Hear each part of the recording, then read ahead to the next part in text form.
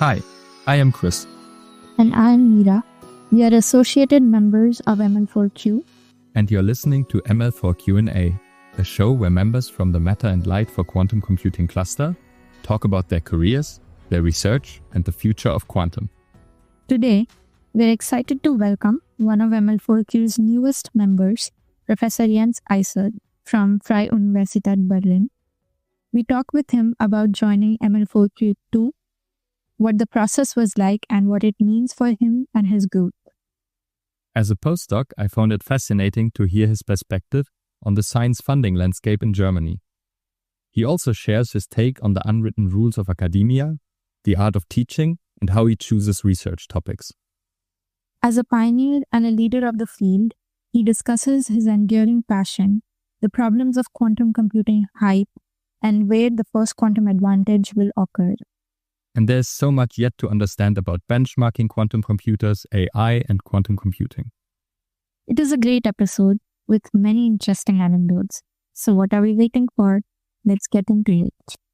Jens Eisert, welcome to the ML4Q podcast. Well, thanks so very much. The pleasure is entirely on my side. Good morning. It's really great because, of course, we set this podcast conversation up and we didn't know yet if you would be a member of ML4Q in the future. So it sort of turned out well. It was a good omen for the future. Very good indeed. Exactly. So that actually dates the recording. It's slightly after the announcement of the Excellence Initiative. And indeed, it came together like we sort of looked into this before it was decided. Mm-hmm.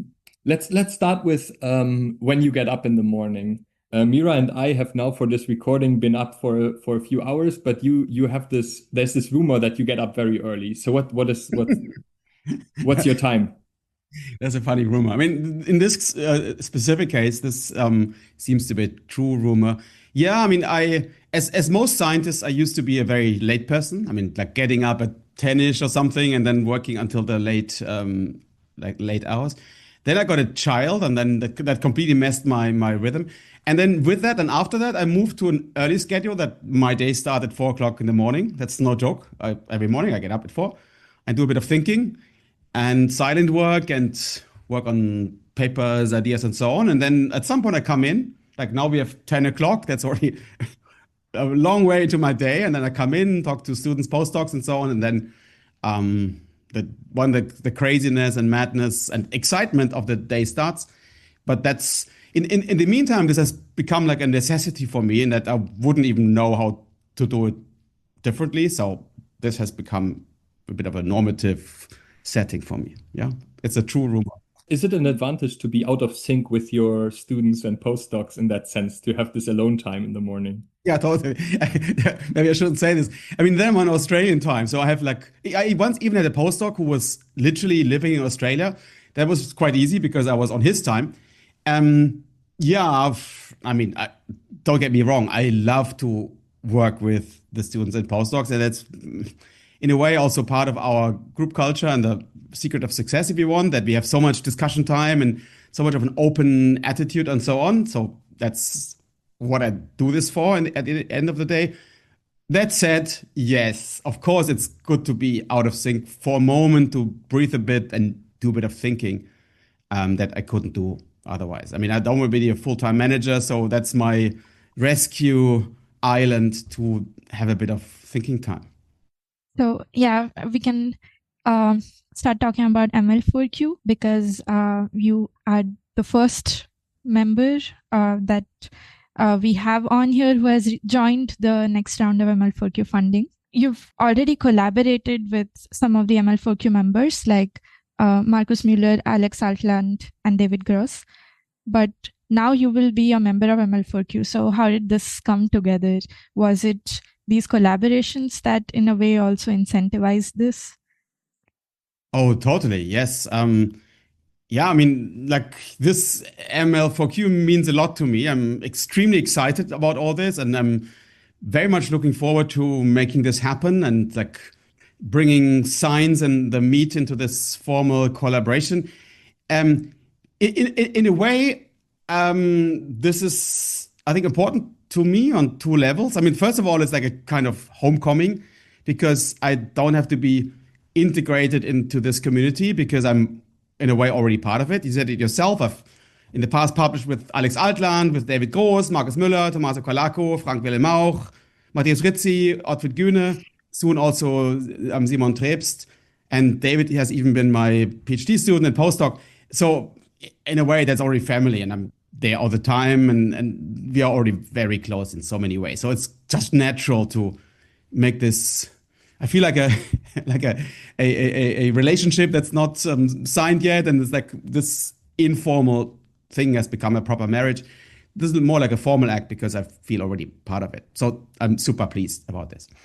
Then, well, I'm also, as you might have noticed, extremely dedicated to making quantum technologies, making quantum computing work. That gets me out of the bed every day. And I understand that this has to be done in a collaborative fashion. And I am dedicated to bringing the German academic landscape in quantum computing forward. And then, I mean, it's kind of a must to be part of the big players to make it happen. So on that level, I'm also extremely excited to be part of it.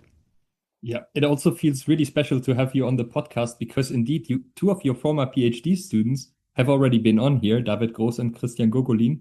Just as a brief... Right, that's another one. I missed him. Yes, right. Exactly. Just as a brief tangent, who of them was easier to supervise? And maybe people can listen back to their podcast later and see if they can recognize it. Oh, these are politically highly incorrect questions. That's dangerous because I'm not known for my political correctness. Both were great. I mean, I'm absolutely wonderful students. I must say that, well, I had a bit of a luxury of having the pleasure to work with outstanding students. I mean, that's even true now. And I mean, the past is no exception. And Christian Gogolin and David Groß were both exceptional students. Yeah, they both impressed me early on. Maybe I should say that both are obviously extremely clever and like cognitively extremely strong and competent. Like David totally impressed me when he came in. There was a nice moment because I was a professor at a junior professor even, like the baby professor in Potsdam. And he came in and he said, look, I know you have too many master students and you basically have said you don't want to like take another master student, but here's why you have to take me. And then he had this kind of plaidoyer, and that kind of completely blew me away because first it was a very interesting premise, actually something that's still visible in his research line, and besides also in my research line, I should say. But he also signified completely clearly he had understood the game of academia like completely well, also the fine print and the unspoken rules, and he just got it. And that was completely blowing me away. And well, I wasn't quite wrong with my intuition. I mean, he became a great scientist. And so, I mean, Christian, and he's found a nice place in Covestro. He's doing wonderful work and he's doing extremely well. And he was also extremely impressive in my first encounter. I remember the first science discussions we had. I was at Wissenschaftskolleg Berlin. He came in and we had this kind of 5-meter high ceiling room and we were going to the blackboard and it was kind of clear that this would go somewhere. And well, here we are. Yeah, indeed. And with both of them, you have made important contributions to quantum information, quantum computing. Well, that's for you to decide, but I'm happy with about how it went. Yeah. Maybe let's get back to ML4Q. So, I mean, you had these collaborations. How was the process of putting the application together? Did you, at what point did you get involved in the big Google document of... Yeah, this was... mainly Alex Altland's initiative, who was like the leading figure there. And yeah, this was a bit sudden in a way. No, the first thought was coming up, and I was actually discussing with Alex in Cologne, and then we went out for some food in an Indian place. And then he first mentioned the idea that it would be cool to make this formal. And then it was very fast, and then I got invited to the Google Doc, and then it all came together. This was quite sudden then, but it felt so natural that the steps were small. When I mentioned all these collaborations, they're not from the very recent past. I mean, the last paper with Markus Müller was like it came out, I don't know, 4 weeks ago or so. With Frank yesterday, I mean, these are of Matteo also very recently. So these are like ongoing things. Yeah. So when you got the offer, what can ML4Q do for your research group?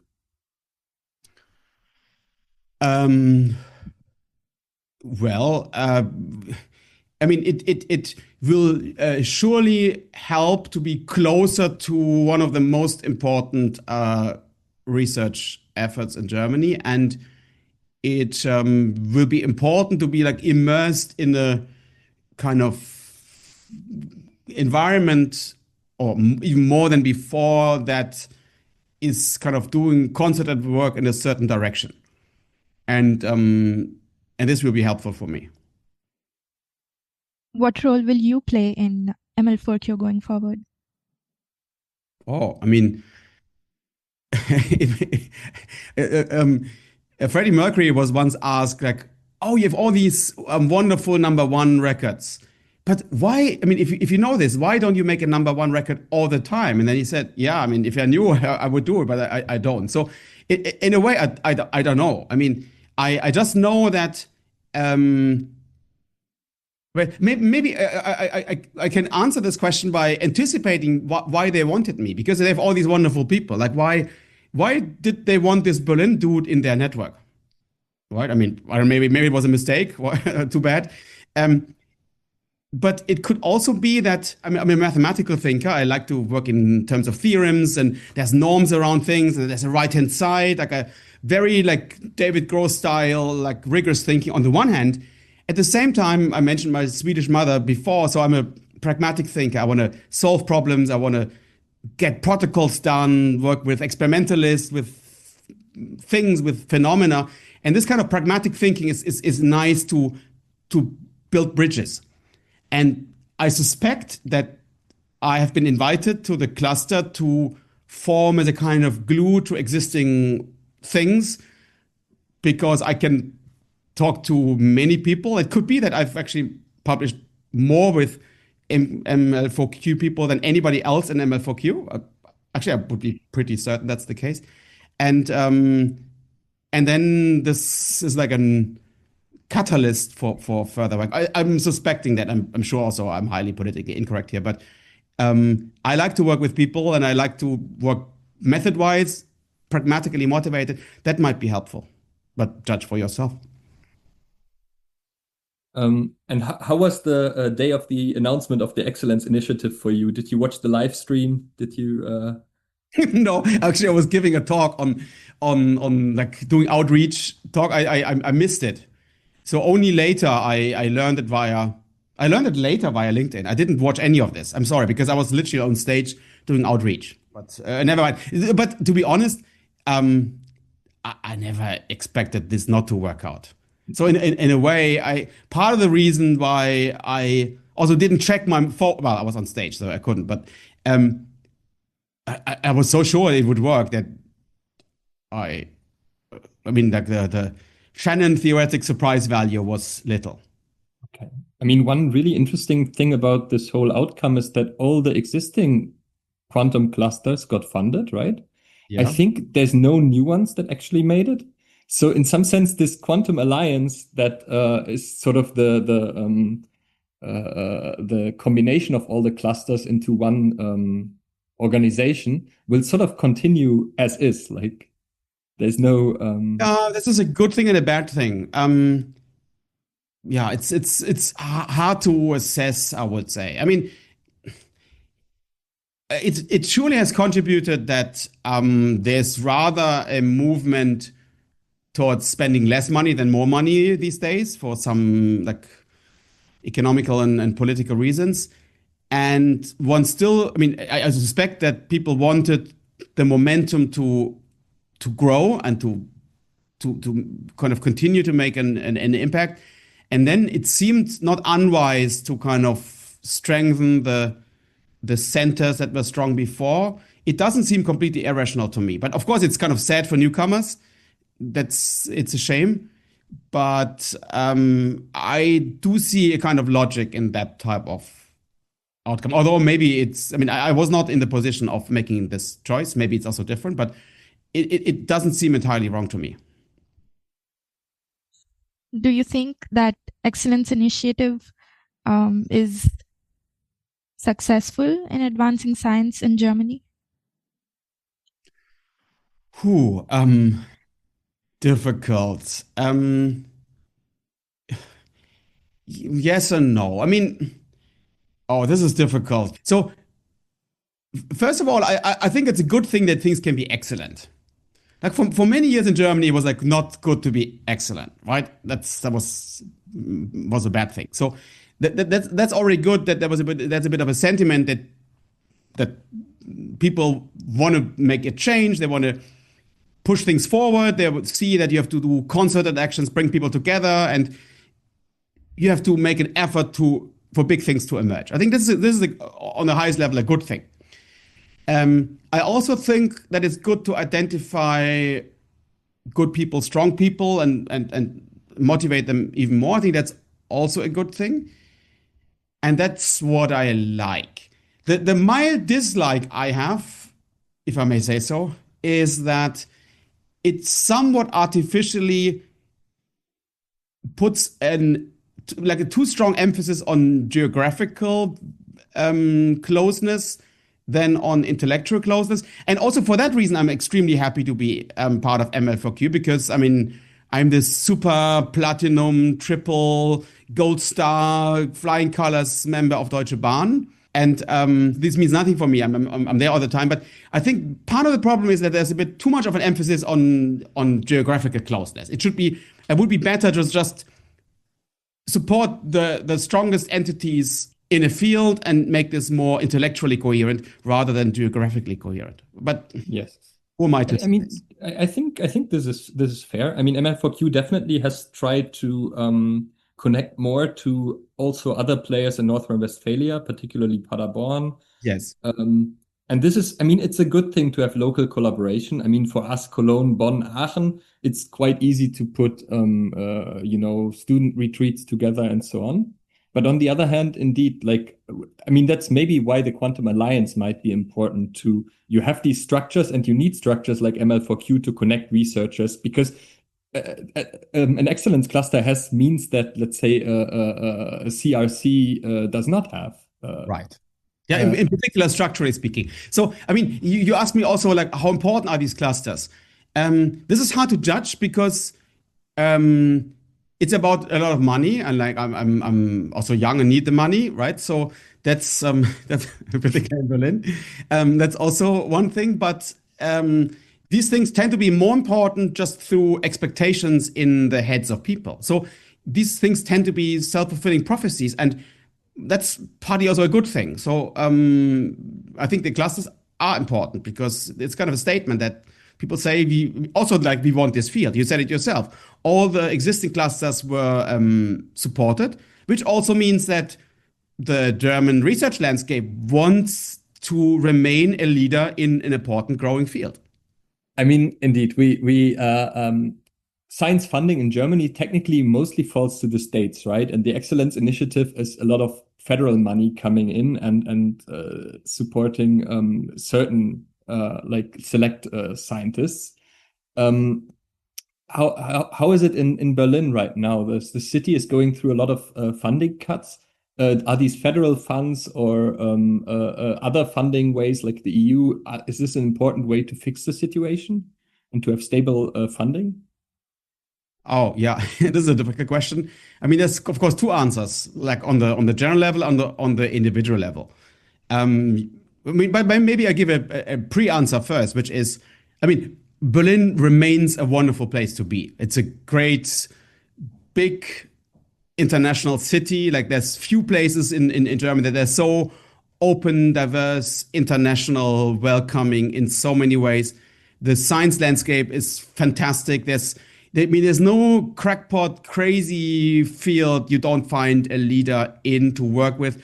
I mean, to give an example, like part of our success in doing new work on quantum advantages, like in machine learning optimization, was through a connection with an expert in classical cryptography.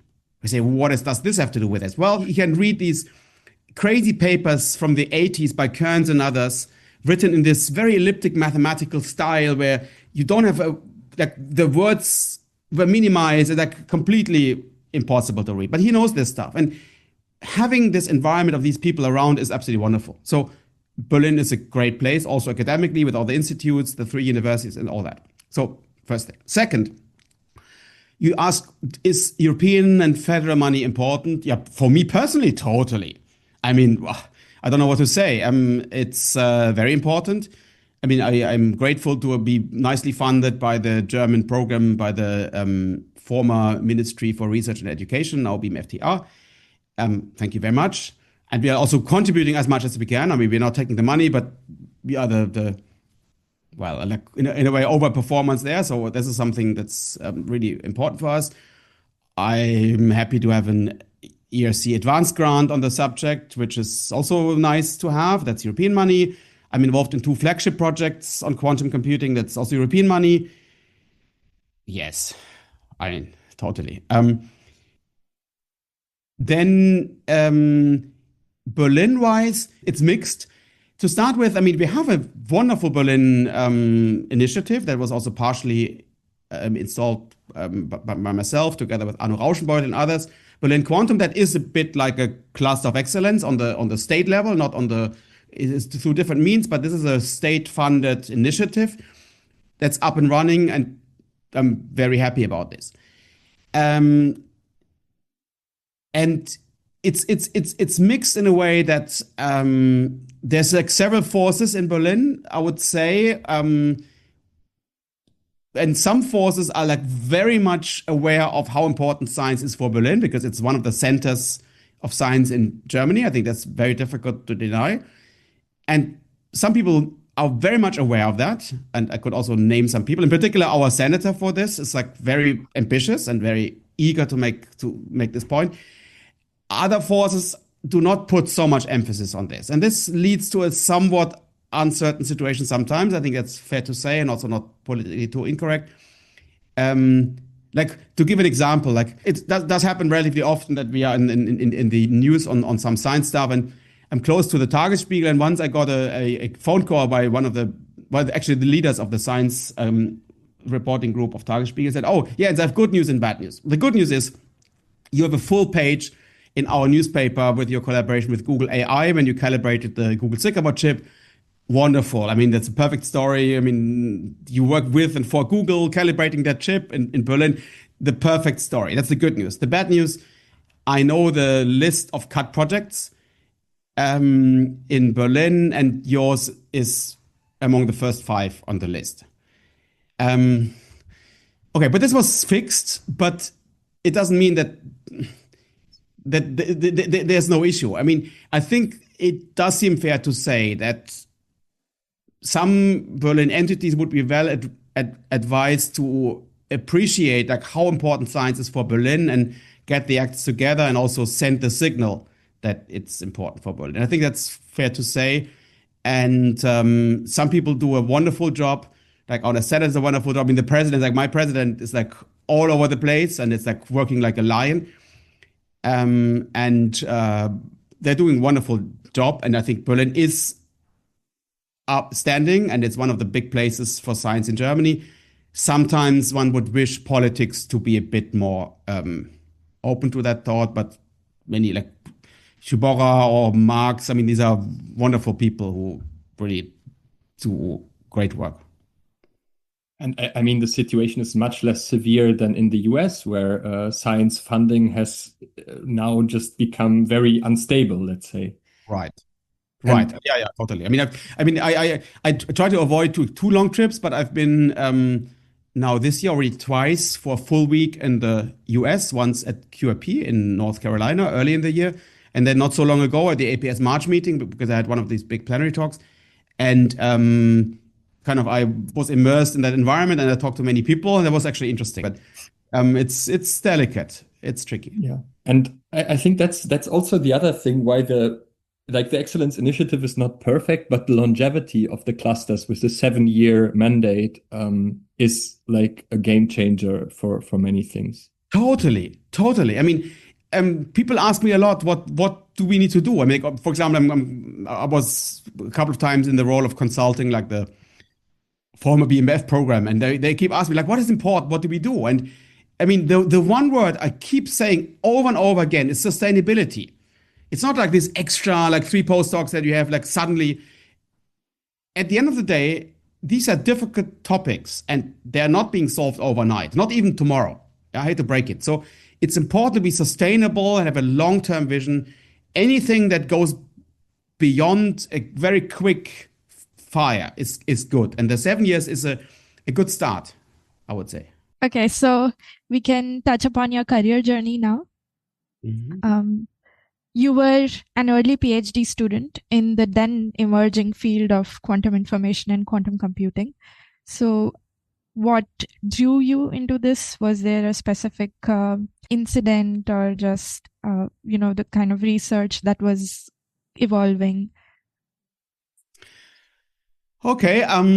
Yes, that's true. I'm still on fire on the field, but it's true. I'm a veteran in the field. I did my PhD on quantum, what's now called quantum technologies, and I was like an early, what's it called, an early mover, so to say. Like I started this at a time when the field was hardly existing in Germany. That is all true. How did it come together? You see, I did my studies in Germany and in the United States. I did my master's as a Fulbright at the University of Connecticut in mathematics and physics. And I did my master's there, and I came back and I felt somehow the need to do another diploma in Germany, which was, I don't know, maybe completely unnecessary, but I somehow felt at the time that it would be good to have a German degree. And I think nowadays you wouldn't do it, but I did. And this took a long time. It was like almost 2 years to finish that. And it was good. I learned a lot, but somehow I was like extremely eager to do something interesting and to have an impact somehow. I felt like very impatient and so on. I was looking around what would interest me. And then I found the early quantum information. I read about Shor's algorithm, about these early ideas, about entanglement theory and so on. And that completely put me on fire. I was in this interesting situation that I had like 5 weeks off, and I went to the Freiburg library and I basically read all important papers in the field in these 5 weeks. And nowadays it would be completely impossible because, I mean, even if you make a high bar on your selection criteria, no way you can read the papers. But at that time, I pretty much covered the thing that was to be said. And I was like super motivated. And then I said, okay, now I do this. And I also wanted to start right away. And I had also offers from the UK, like from Oxford and so on. But I said, no, I don't want to do this later in the year. I do this now. And then I started my PhD, and I also did my PhD quickly, like in 2.5 years or so, just because I've felt so much delayed and so much like in an impatient mood that I had to do something about this. And I was really, I mean, maybe that's also a bit of an advice for young students. I mean, do something that you're really interested in. And I was on fire, and it was a good thing. And I still like the subject, but there's no one-size-fits-all solution. You have to do something that somehow really excites your mind. This explains a little why you were a very early junior professor in Germany, I guess. So what do you think about tenure track in Germany, and has the system improved? Okay, difficult territory. And I say why it's difficult because I have strong opinions about this, and I have a lot to say about this. And I'm also among those who talk to their students in postdoc a lot about this. I mean, so maybe I have to make a bit of a detour, because when I hire people, I try to be open. I try to explain what we are doing, how we are doing things, and so on. And I try to be not arrogant and not pushy and so on. But there's one thing I'm like openly arrogant about, which is if you look at the past students and postdocs who were in my team before, who are now either permanently employed in the IBM Google type quantum industry as researchers, or are in senior positions in academia, like on the junior professor, Noether, full professor level, the count is, I think, at 46. I've already multiplied myself 46 times. So that means that, well, I think that's evidence that career development is important to me. I see this as a proof of that. Arrogance off again. So I'm back. This is important to me, but it also shows that it makes also sense to talk about careers and so on. You ask me, is it becoming better? I think totally yes. Is tenure track a good way? Yes, it is. But I also say why it's difficult. Because I mean, for me, it's difficult because I mean, I had all my struggles. I'm happy to reveal them. Yeah, if you ask me to. But of course, you don't see it from the outside. From the outside, it looks like totally shiny and glorious. Um, and for me, it's a bit difficult for me now to say how to do things because it's a post-selection problem. I mean, it's like all these professors say, "Oh, how easy is it to become a professor?" Like once you're a professor, it's cheap to say it.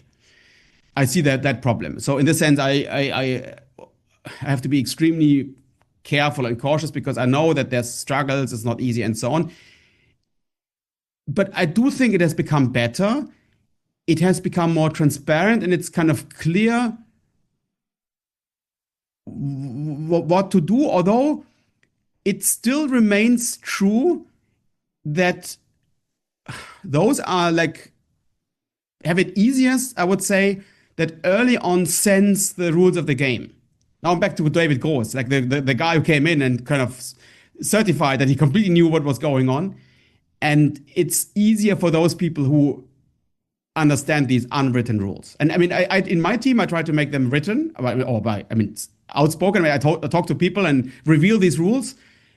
But I also sense that I'm a little bit alone here in that it's not so much spoken about. And then you have these people who are in their 10th postdoc and say, oh, the system has been unfair to me. But maybe they have not observed the system enough themselves, and people in the vicinity have not given enough guidance early on so that these crazy situations show up. But I think overall, I mean, academia remains an interesting place, and it's okay, that might be difficult to say, but I think it's probably more deterministic than some people think.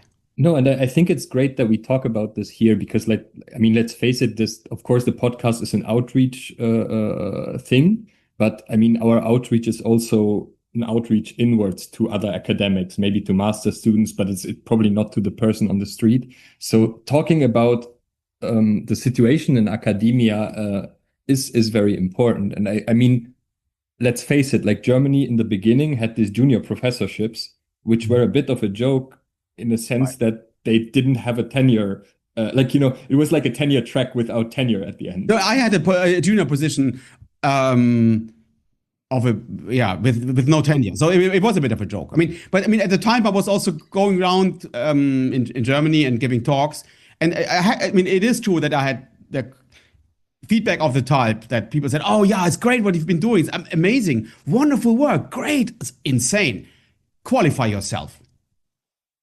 And I went to London, like to Imperial College, one of the top 5 places in the world. And I gave my talk and they said, oh, that's great work. Here's your contract. So yeah, I mean, it did make a bit of a difference. So I was like completely blown away. I said, okay, contract, permanent thing, wonderful. And I had a great time there.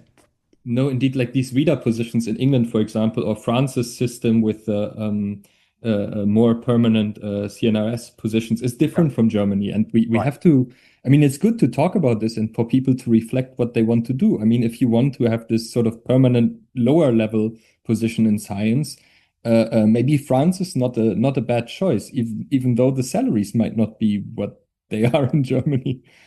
Sure. I mean, I think this is not such a bad idea. I mean, like that's basically the British model. But yeah, that's kind of the system. They don't offer stretch limos and big pension schemes, but they offer young people a chance.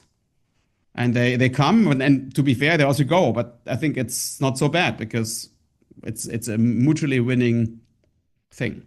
Maybe to transition, we've talked about funding already. What do you feel comfortable to promise people when you apply for funding or justify quantum computing research in the wider context of improving computational capabilities?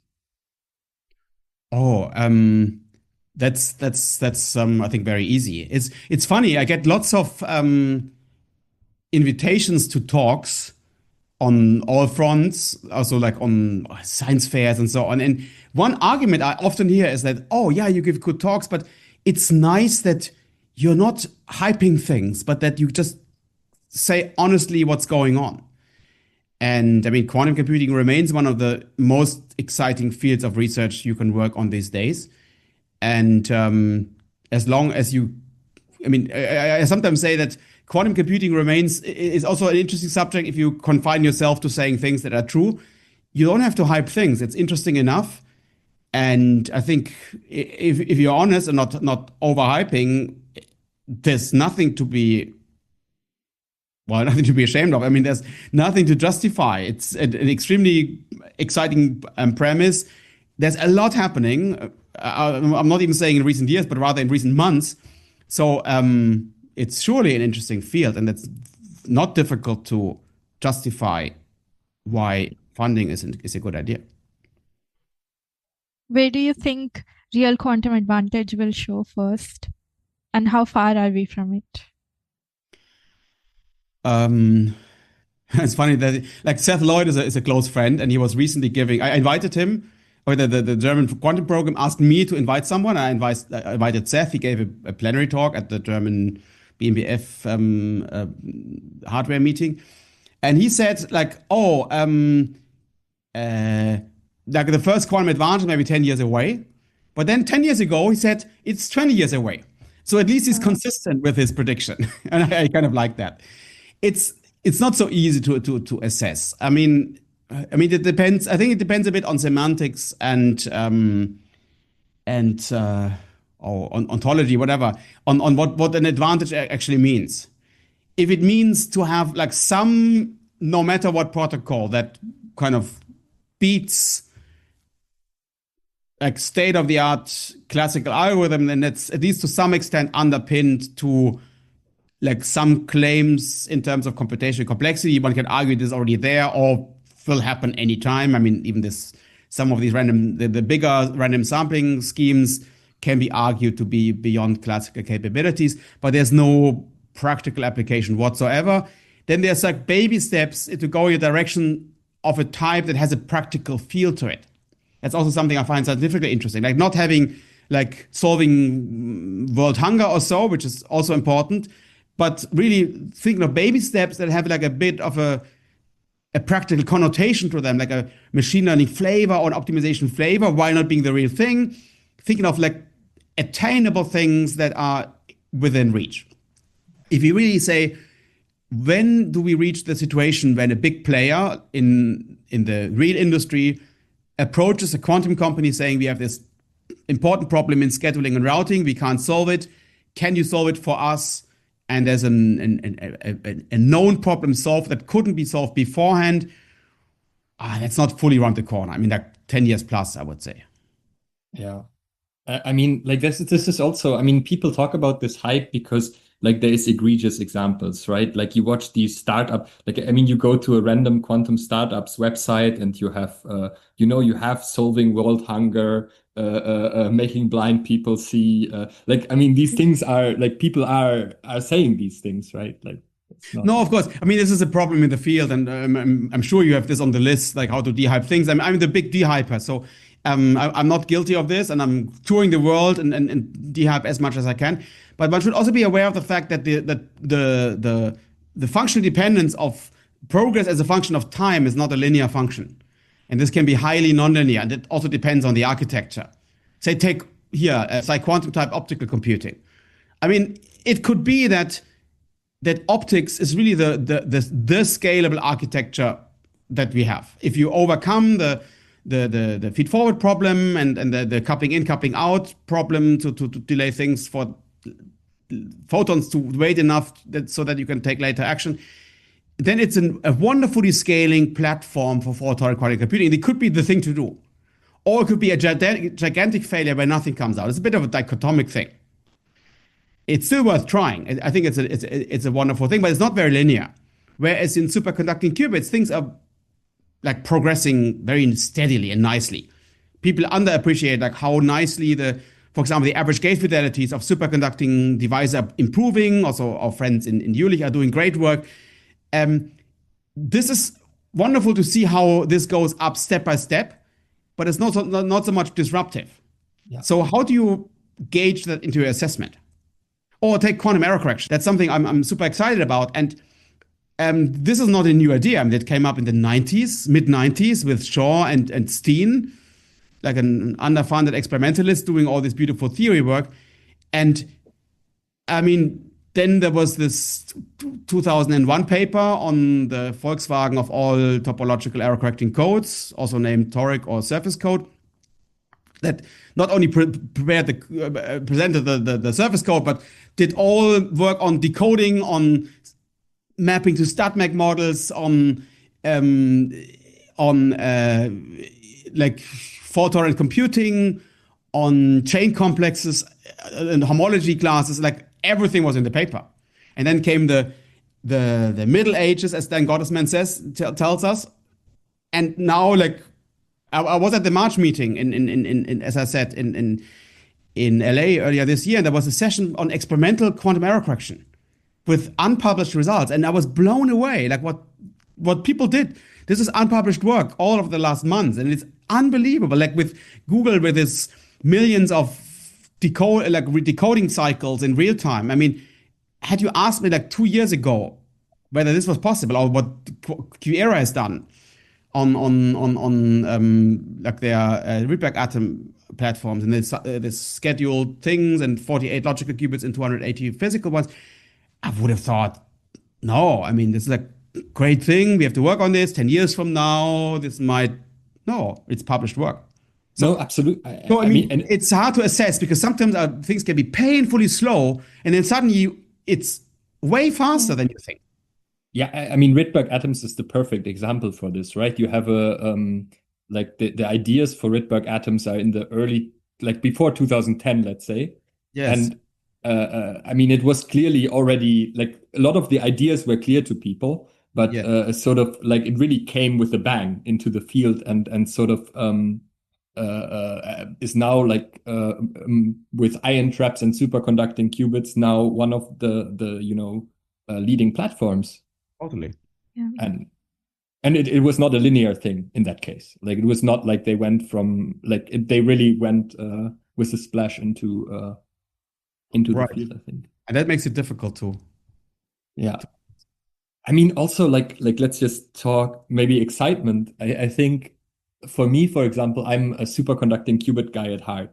And you have these companies like from Yale, Quantum Circuits Incorporated, or Alice and Bob, right, who are going with these more weird error correcting codes with the sort of Gottesman Knil-Kitaev. And like for me as an experimentalist, it's even difficult to understand how this relates to, like, let's say the more Rydberg atoms scale up, or what Google is doing in superconducting qubits.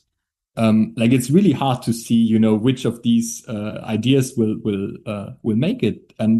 But there's definitely amazing progress on all fronts at the moment, right? Right. No, I couldn't agree more.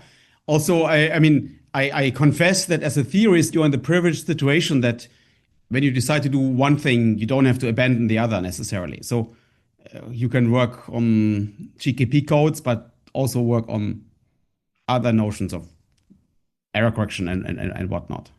Yeah. How is it for you? Are you like, if you see all these different approaches, is there something where you say, wow, this looks like it's gonna be way easier to scale? Like, do you sort of count hardware, or do you mostly look at the mathematics of it? Well, both in a way. As I said, I mean, I'm a mathematical person, but I'm pragmatically motivated. So I also look into the hardware of things or bounds. But yeah, even I mean, it's difficult. I mean, also there's also mathematical bounds, but usually these bounds are there to be overcome. I mean, I've had a couple of no-go theorems in my life, and some of them even became famous, and I was for some time even like the no-go theorem guy, disproving things, and I made some people angry because I said something, but I said it's not meant to say that you can't do this thing. It just means that in this specific way you can't do it, but think outside the box. And this is, I mean, that comes to my mind in real time when you say GKP codes. Like, at some point I said, I showed that there's a very strong obstructions against measurement-based quantum computing with optical systems, like Xanadu type, say, when you do like continuous variable cluster states and you measure on them. I had a very strong theorem on saying what's not possible. And then people were whining and screaming, say, oh, Jens has shown that this is not working. I said, that's not what I've said. I've said that this thing doesn't work. And it's a very general theorem, but work with the assumptions. And then people worked on this. And then later they realized if you feed in GKP code words, my assumption was not satisfied. And then you can do it. And this also made it now into company strategies. It's just like, I mean, it's important to find out what's not possible to see how it's possible. And that's also true for hardware things. And so how do you see it? Is it still important to do work on benchmarking and understanding crucial like resources in quantum advantage, or is it at the moment driven by refining experimental platforms and pushing towards better devices? Or is it really just both? Yeah, I don't see the contradiction. I think it's both. I mean, that's the nice thing about all this is like a very agreeable thing. People don't fight much. I mean, it's clear that everybody has to work together. Of course, we have to advance platforms, but at the same time, it's also about benchmarking. I mean, that's actually a field that I find quite interesting, to take data and then to see what you can learn from data in a robust fashion and how to go beyond randomized benchmarking and so on. I think that's very important, because if you don't precisely know what you have in the lab, you have no predictive power. I mean, you have to, if you want to build a house, you better know that your foundations are strong, because otherwise the entire house becomes shaky. It's a bit like. And are we still learning new things in benchmarking as well? Do you think there's still But I am. Yeah. I'm not sure, but I am, of course. Yeah, totally. I mean, we've also learned a lot in the past. I mean, I think on benchmarking, like in the last 5 years, people accepted that like robustness is key.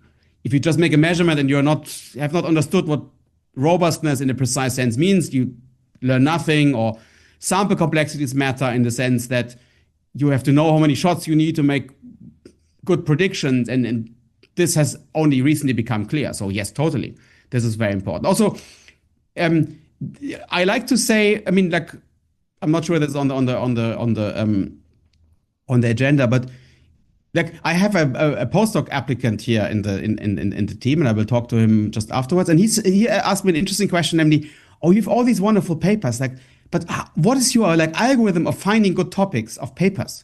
Like, what's your recipe? And that's an interesting question, because that's not how I think about this. But maybe one recipe is to think, to look for cultural gaps. And I have a couple of examples of this, like when you have like one field, and like we had this paper on pseudo chaos. I'm happy to say more about this because I really love it. But this is like in between like very physicsy condensed matter physics on the one hand, and very mathsy computer science and notions of computational complexity on the other hand. And there's a bit of a cultural gap between the two fields, which makes it interesting to place a paper in the middle. And even benchmarking is a bit of an example, because when you talk about benchmarking to people, I did this for the Munich Quantum Valley. There was a room, and we talked about benchmarking. And in the first 10 minutes, we realized that there were like 10 people in the room and like 5 opinions on what benchmarking even is. You have the hardware people who think of randomized benchmarking on the components level.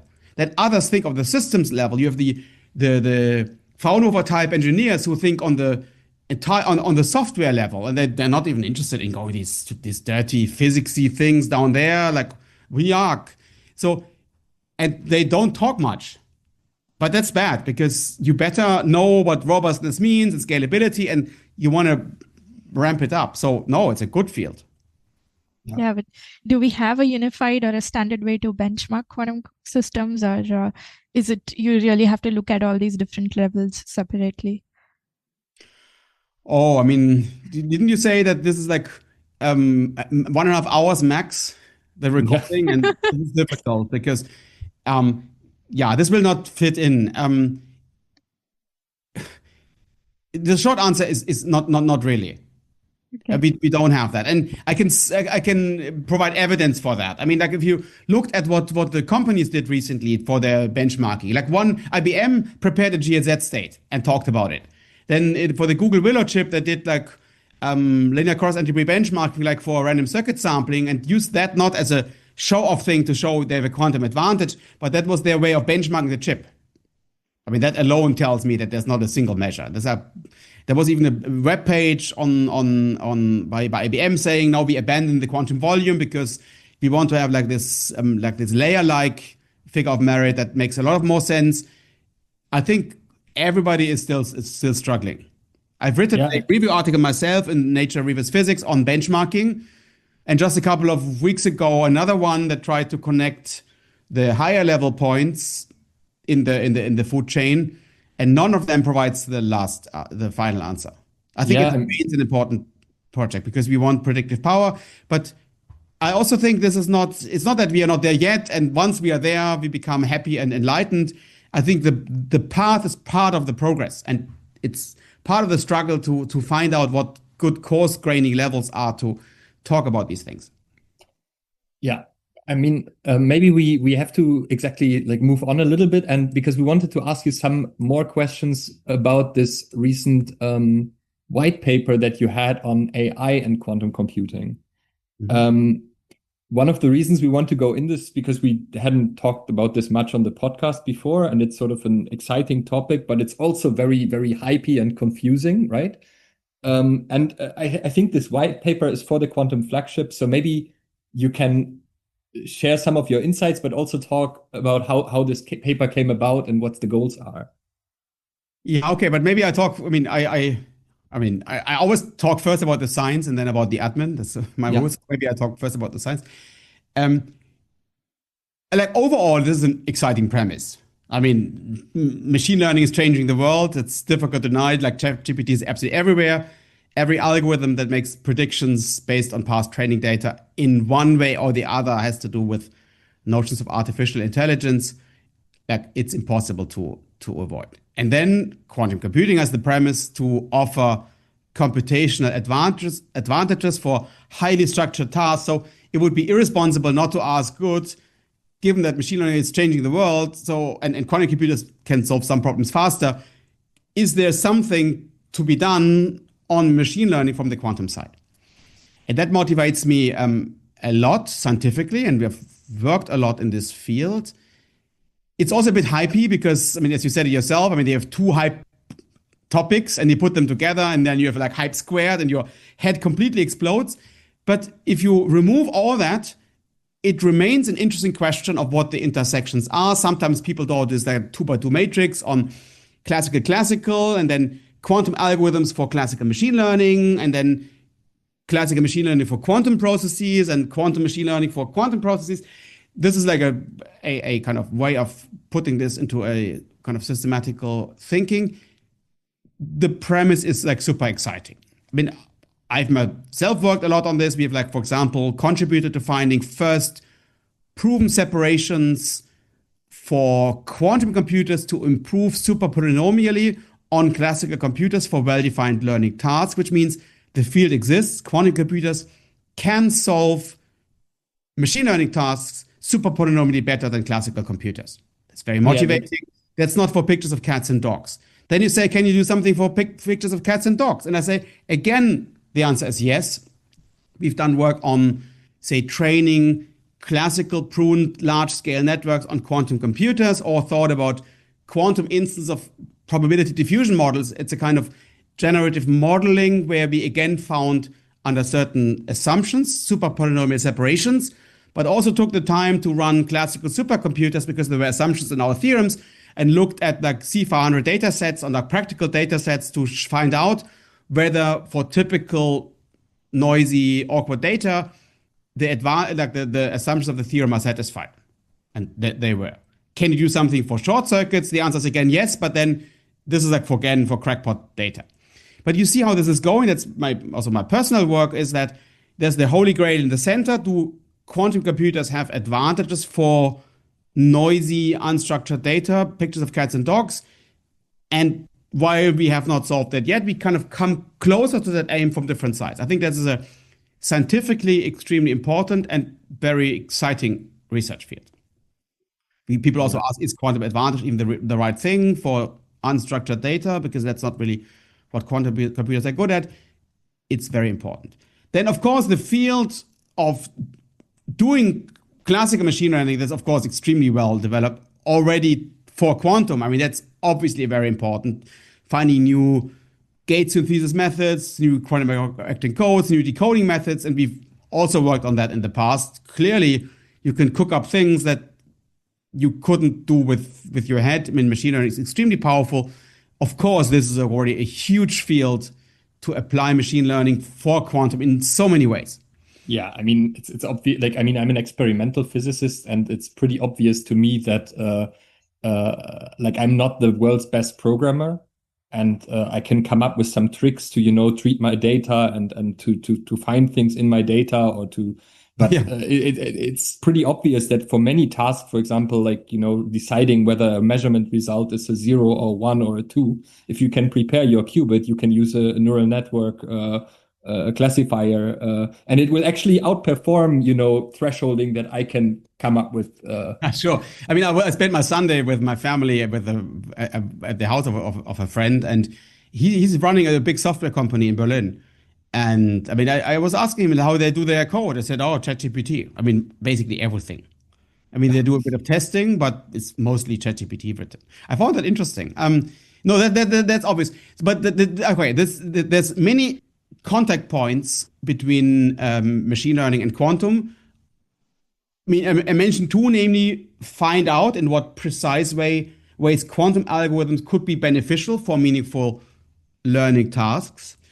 There's also like the sideline of making use of ideas of computational learning theory to understand quantum systems better, like all this benchmarking and so on that you mentioned can be seen in this framing, but also using machine learning tools for quantum and many other aspects. So this is a great premise, it's a great field. It's also a bit hyped, as you said. So this white paper has a couple of purposes, I think. First, it's a kind of a list of topics. It's like you do A, you do B, you do C, you do D, you do E, just saying what's on. You can do that, that's not super exciting. It's also a tool to de-hype things. It's like a tool to say, this is an interesting avenue of research, but that's what you can expect and that you cannot expect. So it's kind of a bit of a, like an ice pack that's meant to cool down things a little bit and put things a bit into perspective. At the same time, it's meant to excite people in the field and kind of identify a couple of future directions and also present a bit of European cohesiveness on this. That's kind of the meta message that Europe is still standing in the field, and that's kind of interesting. But I mean, cutting out the hype, I do think it's an interesting field. Besides, I should say, that's also another meta aspect. When you talk to people in some field A, that explain their field A, and they say, oh, that's really cool, but actually the big advantage is in field B. And then you talk to B people, and they say, oh yeah, great, but we should think about C. So on look, the popular science press is full of talk about quantum computing. There was this Handelsblatt article, like boom, on the front page, it said, quantum computing speeds up all processes. I was recently going to Munich, and this was kind of funny because I had in front of one of these FTR projects, I had to give a talk at 5, and I was getting up to Südkreuz. My taxi broke down. I walked to Berlin Südkreuz. I took a train, and then the engine broke down and had a 160 kilometer per hour speed limit. I just so painfully made it to Nuremberg to go to another ICE, and that ICE also broke down. And then I wanted to have a coffee on the train, and they said, oh, our coffee machine is not working. I finally made it to Munich 16:15. I took a cab because otherwise it was impossible. And the guy went to Fröttmanning instead of to Garching. My head exploded. I made it like 1 second before 5. I came in, I gave my talk, and Imana was like very happy. But nerve-wracking. Was this sped up by quantum computing? No. Will this be sped up by quantum computing? No. But seriously, when you read these things, there's a couple of topics always mentioned. Quantum computers will be good at machine learning. They will be good at optimization. They will be good at quantum chemistry, quantum materials. And then you talk to machine learning, people say, yeah, that's kind of interesting, but the actual advantage will be in optimization. Then you talk to optimization people and say, yeah, but for NP-hard problems, of course, you cannot expect polynomial time solutions for all instances. You should think about quantum simulation. That's probably true. That might be the most near-term application, but you have to be a bit careful. So, cutting a long story short, I think serious people should work on these serious questions in a serious way. And the intersection of quantum computing and machine learning is one of them. I think it would be irresponsible to not work on them because they're a bit overhyped. I mean, don't get me, I'm getting a bit agitated, but like last year I gave a talk in Switzerland. It was actually on the intersection of machine learning and quantum computing. And somebody came to me afterwards, after the talk, and, oh, Jens, great talk, really great results. It was really impressive. But it was practical. And he wanted to insult me that I did something practical. I said, no, because this flood of funding we also get because there are these promises of having these somewhat practically minded applications. And of course, we should not just bullshit about them, but sit down and actually try to do serious work along them. And even if it means that your proven theorems are not quite mapping out what you want to see, but do it. So also on that level, I think it's very important that step by step we do serious, also rigorous work along these lines, because only that way we can fulfill some of the promises. And coming back to all of this, you asked me about the roadmap or the white paper. Some of this is in this white paper. Yeah. Do we understand the potential and limitations of sort of classical AI better than the potential and limitations of quantum computers, or worse? Or is it like where do we better understand the limits? Oh, I mean, I maybe I shouldn't talk about classical AI too much, otherwise I offend people. I mean, there's a very big advantage of classical AI over quantum AI, which is they have wonderful hardware available. So, I mean, there's all these beautiful insights in classical AI, but some of them came after things had already been running on big machines. I mean, I remember when I was a first-year student, I did lots of other courses. I did courses on philosophy and Swedish and art history and business. I even have a 4 diploma in business. Yeah. So, and one of them was on connectionism. It was a very like dull topic of the past. It was on some neural networks, and there was some ReLU functions, and they didn't really work, and you can train them, but this only works for numbers and for nothing else. But then there was a very dry teacher, and it was completely dull. I did it, I got my shine and so on. There felt so much of a past glory thing. I mean, obviously she was talking about machine learning. So, I mean, there were also like cycles in the past, as we all know. So, machine like the like deep learning has the advantage to have like testable hardware. And some people say that we should not work on quantum machine learning. We should just build quantum computers, and once we have them, everything else will emerge. That's a valid perspective. I think it's a bit of a disappointing perspective. I think it's already good to kind of find out what we could expect before. That's my personal opinion. But I'm not blaming anyone who thinks that we should just sit and wait. So, as you already told us, and the paper mentions both AI playing a role in different aspects of making quantum computers a reality and in discovery of new quantum methods. There are already many examples like neural network-based decoders in quantum error correction. What are you most excited about in this area? Oh, no, we are again back to semantic and ontological questions, because what does excited mean?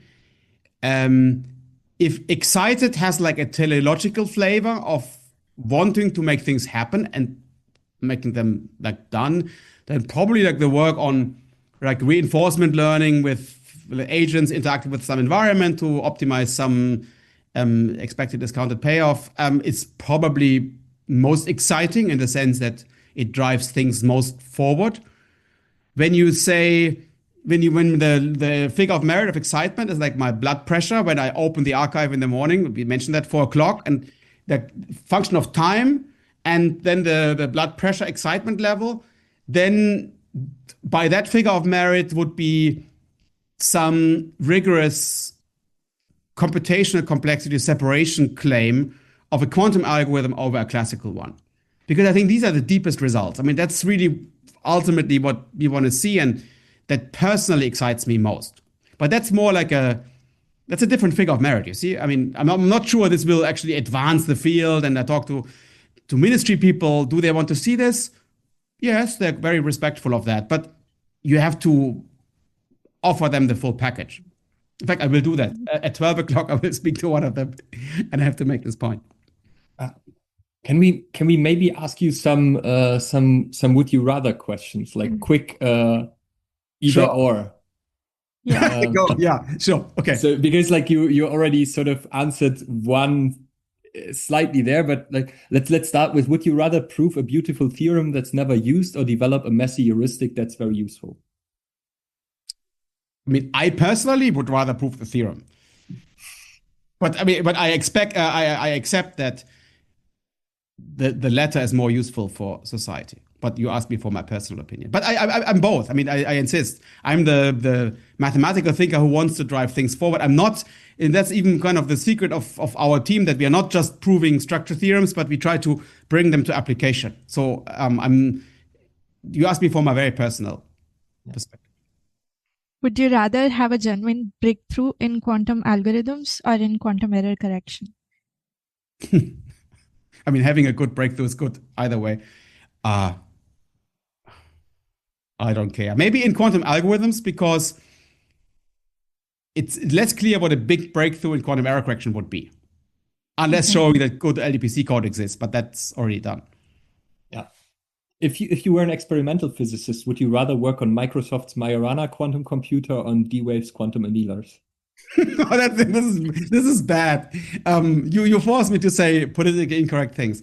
Maybe I say something. I know I defect and say both companies did wonderful work, and I think it's fair to say both companies have, for figures of merit that are unknown to me, idiotic press departments that acted in a way that's counterproductive for their efforts. For example, take the Majorana stuff. I mean, honestly, well, I'm being recorded, but not too late.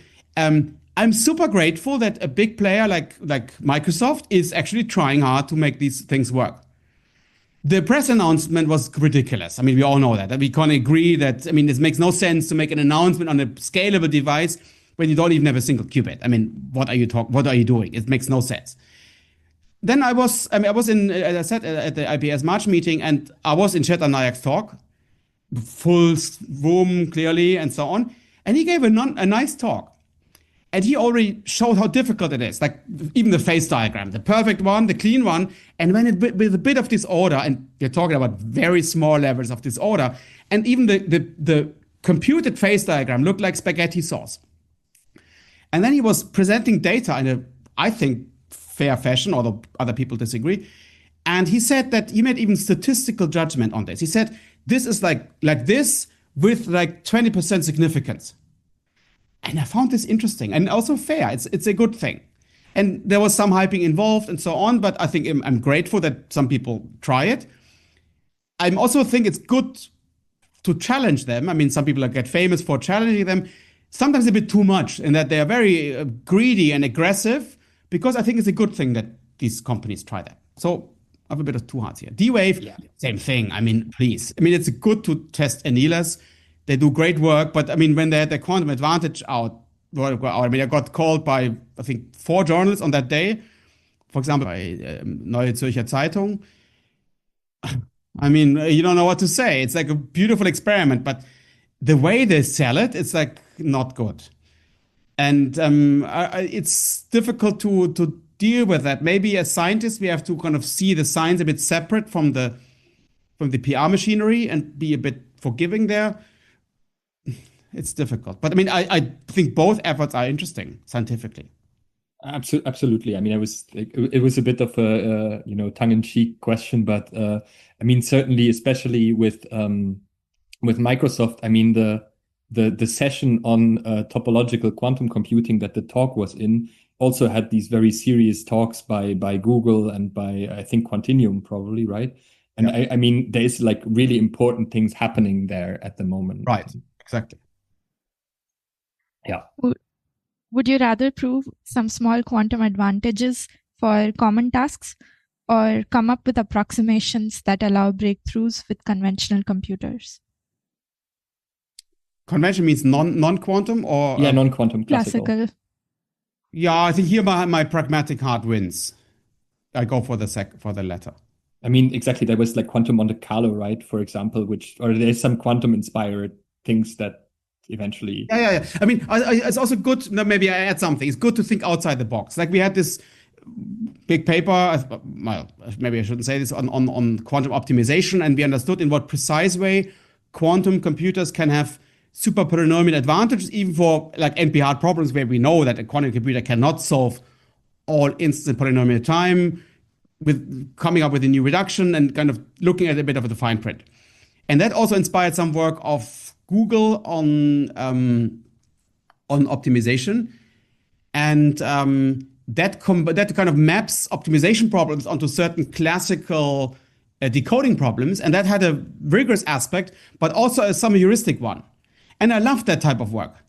Like this decoded quantum interferometry work. And this is interesting because it thinks outside the box.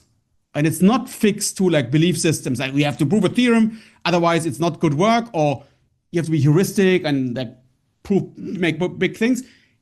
In a big field, it's fair to bring things together as long as you're honest about what you're doing. I found that really nice. Would you rather win a prize with more money or with more prestige? I take any. I don't know. Maybe I'm not so much of a prestige guy. Maybe for more money, because it would mean that I can do more work. So I go for the money. Sounds superficial, but it's still more important than the prestige. Would you rather work for an unfunded Berlin university or for a rich one in Munich? Oh, this is getting difficult. I mean, I give you the facts. I mean, you know that I had a big offer from a big funded Munich university. Difficult to speak about this for me. This was difficult, and there were also private things coming in. I'm really close to the Munich people. I love them. I'm so close to them. And I mean, really, literally, I'm in Munich every 2 weeks. I mean, that's a statistical statement. That's a true statement. So I'm basically in Munich anyway. So Cologne and Munich are my scientific homes in that respect. Yeah, difficult. And would you rather get into Berghain or the Leopoldina, the German Royal Society? Oh, definitely. I mean, it's both difficult. I was talking to Hartmut Nevin about this, like the Google AI boss, that getting into Berghain is difficult. No, I'll go for the Leopoldina for sure. All right. So you're not yet in the Leopoldina, right? I tried to quickly find out. No, that's right. So if you hear this, exactly. They are all avid podcast listeners, so yeah, very good. Yeah, hear the voice. So, quantum algorithms, quantum error correction, quantum machine learning, many body physics. Which one is your favorite topic currently? Oh, that's hard to say. I mean, I think part of the fun in academia is that you can do one thing and don't have to fully abandon the other. I mean, we do like work, like recently we put out a paper on Fouquet codes with heavy measurement errors that could have come from IBM and Google. It's like very pragmatic, very hands-on. Actually it was with IBM. So in the sense, it was like an industry paper. And then I work on speeds of sounds in quantum many-body theory. On the same day. So it's part of the fun that you don't have to make choices. So I personally find like maybe 3 things most exciting. One is, I mean, everybody talks about applications of quantum computers, but very few talk about applications that have a practical feel to them. If I can epsilon contribute to bring these fields closer together, I would be a very happy man. Then quantum error correction is also an exciting field. If I can contribute a little bit to making this more feasible and more physics non-agnostic, I'm also a happy man. And maybe somewhat philosophically speaking, and that's like even the topic of my ARC grant is, I mean, that's the classical world where you can things just so classically efficiently simulate, and then there's the quantum side and finding out what this delicate fine line is between the still effectively classical and the quantum world, and what it is to make things quantum, that personally excites me a lot. Yeah, I mean, you early on worked on entanglement, and I mean, we know that entanglement is not alone the secret source of quantum advantage. And I mean, right now there's a lot of work on magicness and sort of where this comes in. So is this still something that like sort of the how do you say the secret source of quantum computing? Yeah, totally. I mean, this I would categorize into the second part, or no, the third part, like this. I mean, you didn't ask me about the pseudo chaos yet, but to think like what resources make things quantum, I find that super exciting these days. I mean, we're even writing up a paper that has entanglement, magic, and non-Gaussianity as the labels of the axis. I find that extremely exciting to quantitatively explore what it is that makes things quantum. And as you say, entanglement is not everything. You also mentioned my former PhD student, David, who's now a professor. He once wrote a paper called Too Entangled to be Useful, also challenging some of the myths on like more is better, wider, more beautiful. It has to come in the right dose, as most good things. I mean, I'm an experimentalist. I can just ask you, what is pseudo chaos?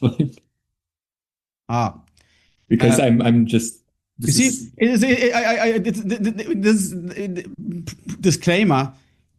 I like to work in a pragmatic fashion, solving problems and pushing things in a direction. This is an exception because it's a result I like, but then you say, what is it to learn from that? And I don't know. Here's the short pitch. So there's quantum chaos, and don't get me going. People have been struggling to like identify what quantum chaos really is, because like the obvious analogs of classical chaos don't really make sense in the quantum world. And I mean, people have written books about this. There's a bit of a movement towards like capturing this in an operational fashion in terms of, say, out of time or correlation functions, long time asymptotics, maybe level spacing and so on, capturing quantum chaos. And I think there's pretty good consensus that the so-called Gaussian unitary ensemble captures all these aspects of quantum chaos well. So say for practical purposes, one can say that quantum chaos is largely, that is what is captured by the Gaussian unitary ensemble. It's like a Hamiltonian, it's like random unitary, a diagonal matrix with the right level spacing, and then another unitary, like U dagger at the end. Now, we have presented, or we've constructed a system that is not quantum chaotic. It's just wrong. It has the wrong long-time asymptotics. The out-of-time ordered correlation functions are wrong. Not only has it the wrong level spacing, it has no level spacing whatsoever. It's like, okay, fine. It's not quantum chaotic. But it provably has two interesting properties. First, it's efficiently quantum simulatable on a quantum computer. And secondly, no polytime observer, so any person equipped with polynomial samples and polynomial lifetime, aka you and me and everybody else, cannot operationally discriminate this from a Gaussian unitary ensemble. It's like saying the sky is blue or red. And you can stare at the sky and take all data you want for months and then run a classical supercomputer and thinking about this, and you cannot come to a conclusion whether the sky is blue or red. Then what does it mean for the sky to be blue or red? I mean, you cannot come to this conclusion. Quantum chaos is of this type. And I find that kind of cute because it kind of relates very physicsy concepts that we grow up with notions of computational complexity that bring an interesting flavor to this. But we had a hard time writing the conclusion, because what do you conclude from that? Maybe that you have to think harder on how to operationally capture quantum chaos. But I think this is a very intriguing thing. And of course, I mean, this came out of our line of thought on like magic and resources. I mean, it came out of our like sub-team dealing with finding out what makes things quantum. And then this was a bit of a side topic, but we found it so funny that we wrote a paper about this and sent it to one of these glossy journals. One of the techniques that you have used extensively are the tensor network methods.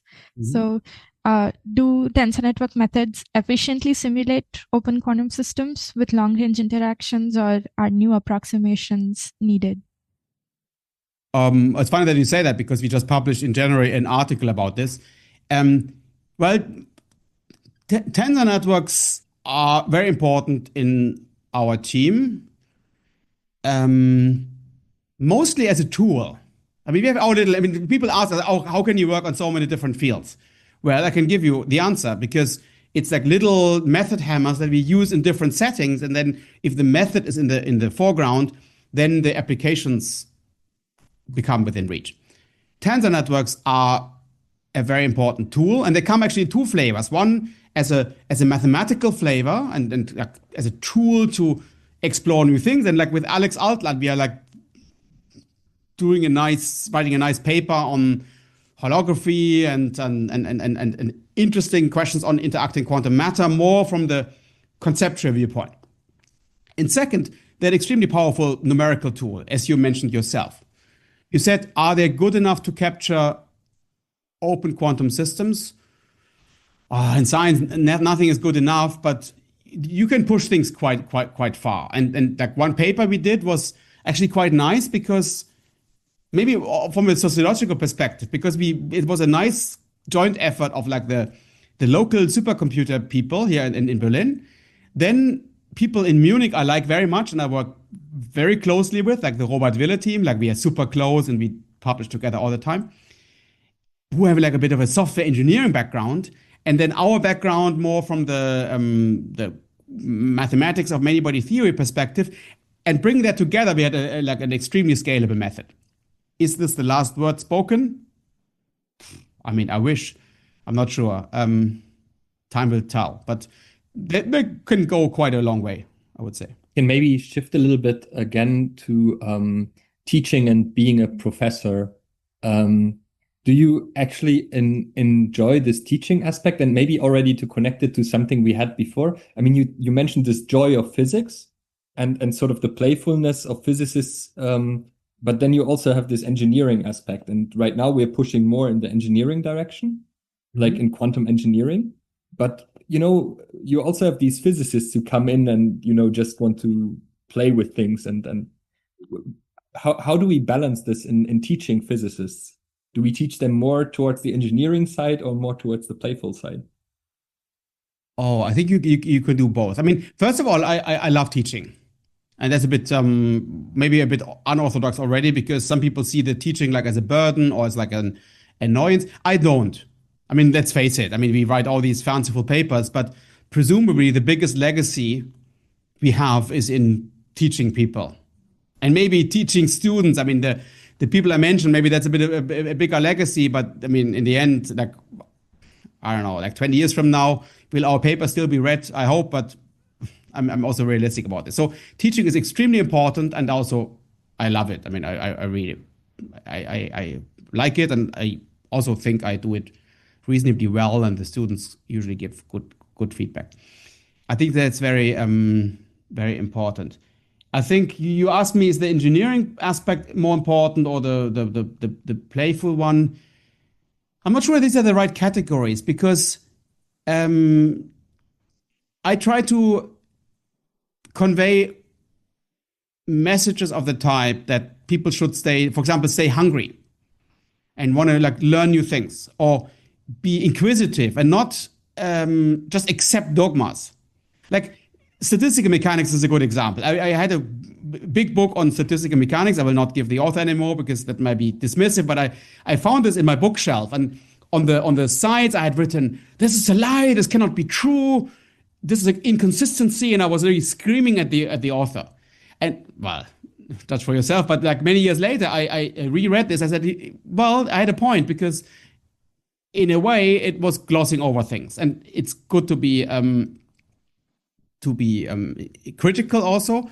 It's also good to be courageous, because you can do, I mean, one nice thing about quantum computing and so on is that you can do great work when you're smart without much belletristic background material.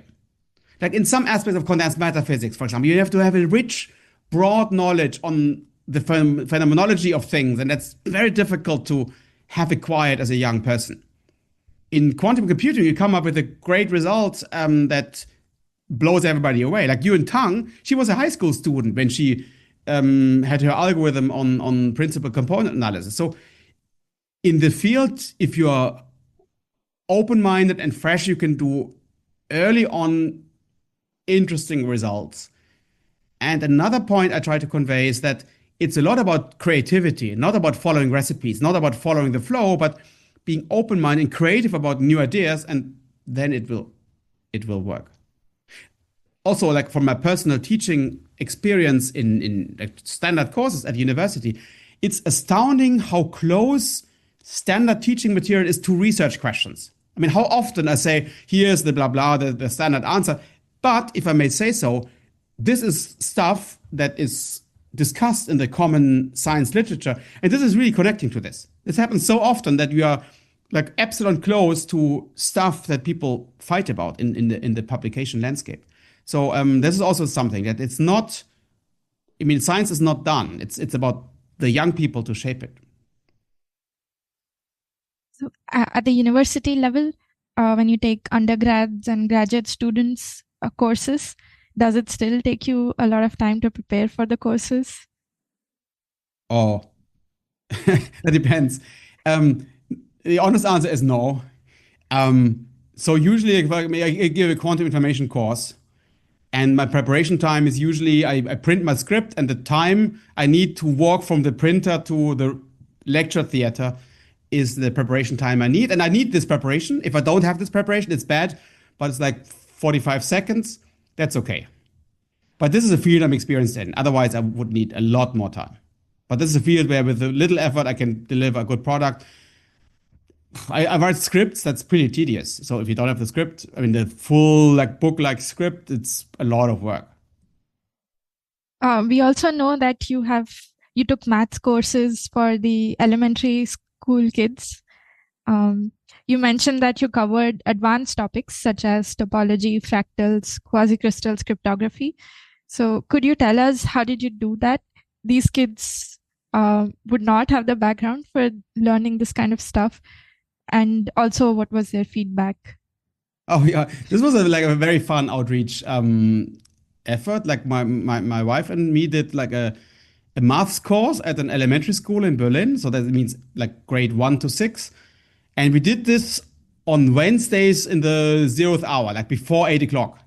And of course, we thought nobody would show up because even logistically, it's impossible to bring kids early. I mean, that's aligned with the parents going to work. I mean, this will not work. But in fact, lots of kids did show up, like up to 25 kids.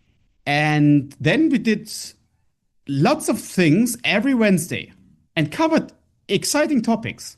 I mean, you said it, like fractals, topology, quasi-crystals, cryptography, geometry, polytopes, interesting things. And we also covered things on different levels. Like there's the small kids. Well, I mean, you have to be like adjust yourself. I mean, like for fractals, for example, I brought broccoli and explained like the self-similar structures on like certain broccoli structures with the small kids. And with the big ones, we looked at the Koch curve, like this snowflake thing, like the triangle, you have the triangle in the triangle. And we computed the surface area, which is convergent, and the length of the surface of the curve that's divergent. And we made it. We found the expression for the area and looking at geometric series and the length with elementary school kids. That was quite something. Oh, the cutest thing was on Penrose tilings and quasi-periodic tilings. You know, that means you have a kind of tiling of the plane that's that fills the plane, but it's on no scale periodic. And this was found in the 14th, 15th century. Penrose became famous for this by providing mathematical background. It was a long-standing open conjecture whether there was a one tile, an Einstein, like one tile that together with its mirror image would fill a plane as a Penrose tiling.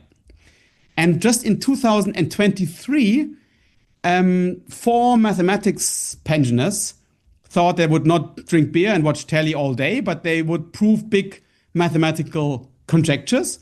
And they sat down to prove this conjecture positively, and they found a one-parameter family of Einsteins filling the plane. Pretty hilarious. Like 4 old men sitting there proving this big theorem. It's a great paper. And it's constructive. They give the construction. And then I printed this with a 3D printer. And we brought dough into the school, and then we put dough onto the table, and then we made an Einstein tiling, and then we took it and baked cookies out of that, like Penrose cookies. That was really quite something. And the feedback was immensely positive, of course, by the school, because for the school it was a big uplifting, and then they also like ran for 2 awards for their school, which is fair enough. But the biggest reward, I think, was the excitement of the kids, because they were so fresh and so open. And you also understand that some of this kind of sentiment that maths is like stupid or boring or uncool, or you just follow recipes and so on, all that sentiment was not there. They were just open and excited. And that was fun. And I think the biggest reward we got was just through the excitement of the kids. And like, why? I mean, one really good reason to talk about this here is, as I said, like the podcast is also a way for ML4Q to do some introspection, because like a lot of the listeners will be within ML4Q. And we should start thinking about this now, because we have 7 more years of mandate in this cluster. Mm-hmm. And, we have to get kids at the school level, right? Like what we are doing is a little bit like sports. Like you don't want to wait for, for somebody to get into university to get them excited about stuff and to get to nurture them, right? Like, and this is really like, I think something that everybody within a powerful excellence cluster should think about. Like we have ways to do outreach projects, and we are in big cities like Berlin or Cologne, where we have, within our kilometer radius around our university, we'll have some, some high schools and primary schools, and we should engage with them and try to capture the next generation. Well, you will not be surprised to hear that I couldn't agree more. I mean, I find this extremely important. As you say, that works on all levels. I mean, you have to talk to our elementary school kids, makes them excited about maths and physics and the sciences, and kind of taking away some of the fears. But then also at a later level, this is true on all levels. Like, I mean, once I had a 9th grader in our team, and this was when I was still in Brandenburg, and they had this rule that they had to go to some company as a practical, like, term somehow, like for 3 weeks or so. And she refused. She said, I want to go to the university. And then everyone said, oh, what can we do with a 9th grader? And they were trying to push her away. I said, oh, an interested 9th grader? She was like pissing off everybody by saying she doesn't want to go to a company. Please come to us. We find something for her. That was like super nice. And she flourished in our team. She gave a wonderful talk on universality of cellular automata as a 9th grader in our student seminar, like explaining all the details. It was really funny. And I remember taking the time of explaining her Bell's theorem. And not just in the way like, oh, quantum correlations can be stronger than classical correlations because that means nothing to a 9th grader, but really going through it step by step. And then at some point she looked at me saying, wow, but that means that there's absolute randomness in nature that cannot be explained from a classical probabilistic theory in the back.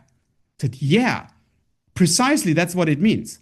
And she was like blown away. And I mean, this excitement, I mean, that was also very motivating for me. She also later studied physics, I should say. So I think these encounters are extremely motivating, and we should do more of that. I completely.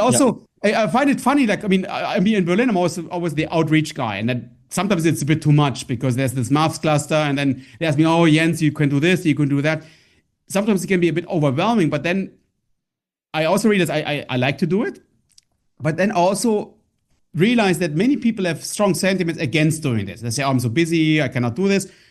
Well, I'm also busy, I should say. But it's a matter of priorities, and I find this very important. And we should also not be too arrogant and say what we do is more important because, I mean, after all, we're also taxpayer funded, so we better give something back. And also, we are reliant on people coming in and still find what we do exciting. And if there's like an anti-science sentiment saying these people are doing something with our taxpayers' money that I have no control over, then we steer ourselves into a situation that we might not want to see. So I think it's our duty is a bit of an old-fashioned word, but I still use it. It's our duty to give something of this back. Yeah, but indeed, it's also a pleasure. I just had a visit by a high school intern we had who did some Jugendforst-related project with us.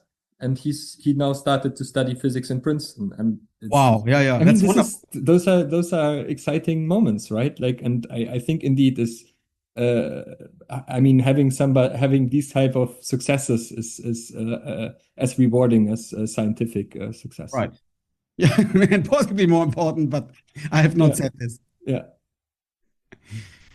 No, this is okay. This is a great. Actually, maybe this is a great note to end on. I mean. But we wanted to you had this recent talk, why do we do quantum? And what does the field offer to young researchers? If you want to give a very quick summary, we can maybe finish on this. This talk was for the Munich Quantum Valley, and this talk was like twofold. The biggest part was the science talk. Actually, I singled out topics that are interesting to work on. And I encouraged them to look at these cultural gaps that I mentioned earlier. And I mentioned a couple of them. It's like there's gaps in the field. People talk about error mitigation, that's here, and then say, oh, there's a baby step to quantum error correction. No, there's like light years in between. And you want to do something about this. Or quantum algorithms. There's the high level people who think about scalable quantum algorithms for quantum, like photon and quantum computers. And then there's people working on 3-qubit variational approaches. But there's again light years in between. So I wanted to encourage people to think between the lines of the conventional fields and motivate them to think outside the box. That was the core thing. And then I did a bit of career advice for young people on what they should do to stay hungry and stay creative. And I offered some, maybe very honest and maybe not very politically correct elements of advice that could be important. I also ended the note that everything is fine as long as one is honest about this. I think honesty is maybe the biggest thing in quantum computing, that you stay away from the hype, and as long as you just say what you do, what your assumptions are, what you want to achieve, then anything goes. And again, it's exciting even if you confine yourself to things that are also true. So I think this is an important message to convey. So yeah, thanks a lot. We're looking forward to having you as a member of the next round of ML4Q and to 7 more years of exciting science. Wonderful. The pleasure's on my side. Thank you very much indeed. I'm extremely excited.